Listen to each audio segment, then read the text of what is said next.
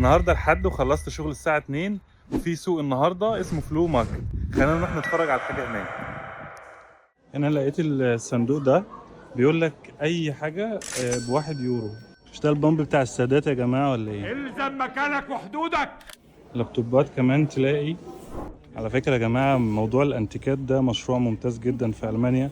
بصوا لقيت هنا ايه عجبني الديناصور ده. هنا كوتشيات زي ما انتم شايفين، طبعا البانيو مع البط بتاعه. في احجار هنا كمان اهيت، انت بتاخدها بقى بتعيد تشكيلها للخواتم والحاجات اللي زي كده. ما اظنش ان في حد في الفتره دي يستخدم حاجات زي كده للميه مثلا او حاجه. في العاب اطفال يعني حالتها جميله بصراحه، ما فيهاش اي كسر، ما فيهاش اي حاجه.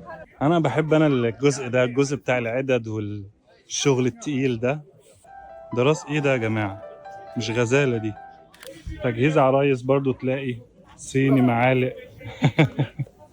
هنا الجواكت بتلاقي حاجات بصراحة اوريجينال واسعار رخيصة جدا. يعني ممكن جاكيت تلاقيه مثلا جديد عامل 200 يورو 150 يورو، تيجي تلاقيه هنا ب 25 ب 30.